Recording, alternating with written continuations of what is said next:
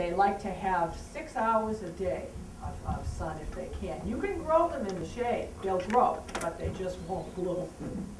You know, you might have a couple of flowers, but you won't have anything like what you'd have if you plant them in the sun. There are a few varieties of roses that will do a little better in shadier spots than others. The hybrid teas, of course, they are very fussy, and they really won't bloom at all if you put them in less than 6 hours of sun. They like a lot of water.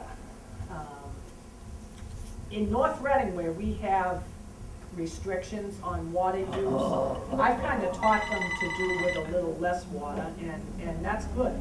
I water them, when I water them, very, very thoroughly, so that they put their roots down deep, and they don't require quite as much water as they would if you water them with a sprinkler. I don't have any sprinklers at all, so any watering that I do is all hand watering, and that can take me 3 hours to hand water my garden. So I pray for rain a lot. And my roses do very well. I have to water my hanging pots that I have annuals in. I have to water them a lot more often than I do my roses. Sometimes I'll wait until I start to see the leaves wilt a little bit, and then I'll go out and water them very thoroughly. I try not to use a lot of chemicals. It's chemicals that you use for fungus and pesticides. It's kind of a personal thing, but I want to do what I can to protect the environment. I also like to take my roses to rose shows, so I use some fungicides to keep them from losing their leaves with black spot in the summertime when it gets humid. And I don't always spray all of my roses. Sometimes I just spray the ones that I know need that extra care. And I use very few pesticides. I have a problem with Japanese beetles. I use a little bit of the grub control. You've probably heard of merit. It's a common insecticide that you use for the grub control. I do use that in my garden when I have to. I figure I've gone to a couple of seminars that were put on by the Bayer, B-A-Y-E-R company, like the aspirin, but they're a big, they make a lot of pesticides and disease control. And I find that that's a good product. I use the Bayer products a lot at home. And I use the Merit, the long name of it is called imidacloprid. And it is the same chemical that you would put on your dogs. I think it's called Frontline for fleas or ticks. So I feel a little safer using that because I have 2 dogs, and my 2 dogs are in and out of the rose beds. They're on the lawn and so forth. So that's probably about the only thing that I have used in the past couple of years. I've stayed away from some of the more dangerous pesticides, and I think most people are kind of trying to go that way too. So I have some booklets here to give you that tells about some of the roses that you may want to plant in New England. I don't know if anyone has heard of knockout roses. They're pretty much available everywhere. You see them, in fact, if you go to Dunkin' Donuts, they're a reddish pink, like a cherry red color. They're right in front of all the Dunkin' Donuts because they are so easy to grow that landscapers use them very commonly in commercial applications. And that's like the most excellent starter rose that there is. If you really feel that you can't grow roses, go out and buy a knockout rose. They're a simple form. I think they only have about 6 petals, but they never stop blooming. And notice them the next time you stop into Dunkin' Donuts for a coffee. You'll see them blooming out. They come now in I think it's 4 different colors. There's the original knockout. There's the blushing knockout, which is a pale pink. There's rainbow knockout, which is pink, yellow, and white. Mind you, they're all a simple flower. They're not many petals. They're a simpler flower, but they are very colorful and very nice to have in your yard. There's a new one this year called, I think it's Sunny Knockout, which is yellow. There's a white one that I think is called Polar Ice. That's brand new. We're having that at our Rose Society sale for the first time this year. There's also double knockout and double pink knockout. They're kind of a happy combination of more petals and still with the disease resistance and cold hardiness that the rose breeder is famous for. The man who bred them, his most important thing for breeding the roses is to be sure that they are as disease resistant as they can possibly be, which that makes them an easier rose to grow for us in a colder climate where there are insects. In the summertime, we have some humidity, so that tends to make the fungus come more. But give those a shot. They're a shrub rose, and I think you'd all enjoy growing them, and that's something that a lot of people will start with shrub rose like that, and they'll go on to try different kinds. I use miniature roses for low plantings along walkways. Even the miniature roses that you can buy at Walmart or Stop and Shop, they come with 4 little plants in a small pot. And I take those apart. And after Valentine's Day one year, I bought like 30 of those little pots. So I made a little teeny hedge that only gets this tall along a walkway. It's the cutest thing, and they live right through the winter. And I've gotten to the point where I don't even protect my roses anymore. I plant them deep, like I said, 2 inches below the soil line, and I don't go out there and mulch them up like I used to when I was more ambitious and I had less roses. When you get to have a lot of roses, you try to cut corners and do things the easiest way possible.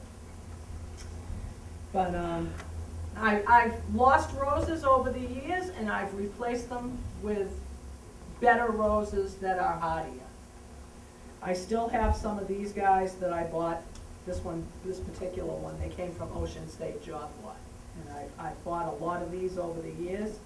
And I wasn't aware that the root system looked like this when I first started buying them. And it's a miracle that they live. So if you bought some of these little body bag, like we call them body bag roses, because they come all ready to be buried. You know, if you can grow them, you've done very well. And I think, you know, anybody who has a yard, if you don't have a yard and you have a balcony that has some sun, you can grow roses in a large pot.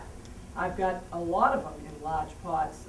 In fact, right now, I have 35 of them in small pots like this in my mother's cellar. Because if you leave them in a pot and you leave them outside, that kills them. A lot of times they won't make it because of the freezing and thawing thing. So anything that's in a small pot, I put in her cellar, and they go dormant. They don't, they just kind of die back. Their canes will stay green, and the leaves will drop off, or I'll pull them off. And then in the spring, when I take them out, they start up again.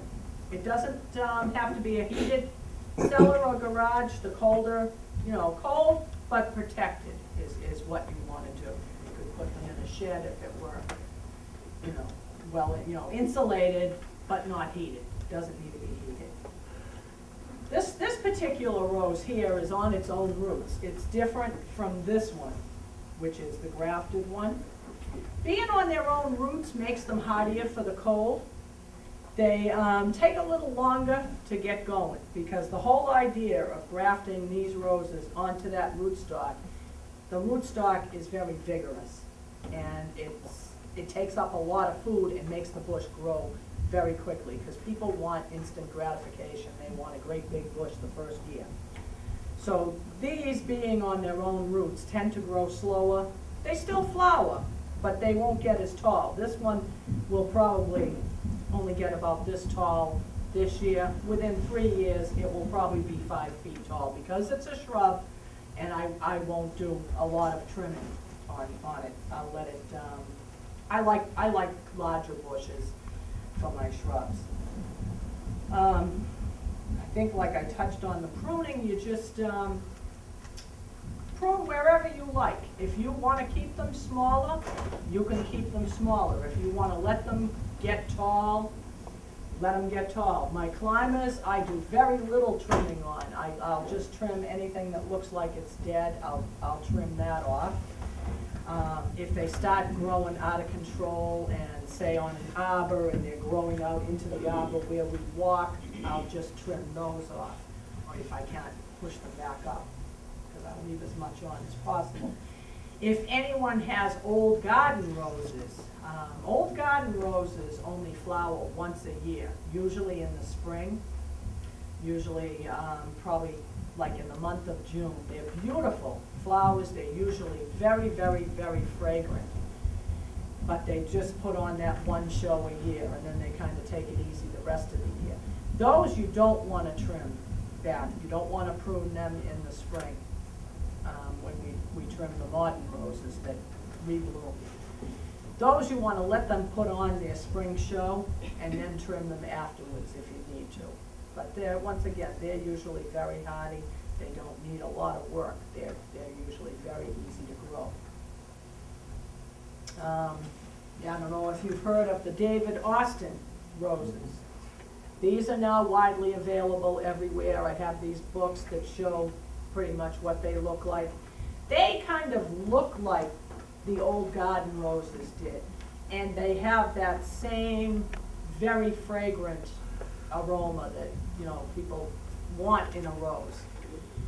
They're better than the old garden roses in the fact that they keep blooming, because you like, you know, you don't want just that one show in the spring. You want them to keep blooming, and they do that. But the only problem that I have with them is their flowers are so heavy that they tend to, the stems will flop a little bit. And sometimes I put like a peony root under them to help support them, because they kind of remind me of peonies because the flowers are so large. Like I said, I appreciate all types of roses. I've got just about every kind. I can't even tell you which is my favorite rose in my yard. All I know, it's whatever rose I'm looking at right now is usually my favorite.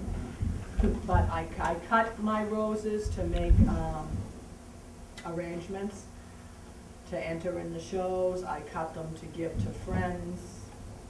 They don't often, when they're cut, last as long as the typical florist roses do. The florist roses are bred to last a long time because they have to be shipped, and because people, when they buy them and pay a lot of money for them, they want them to last at least a week.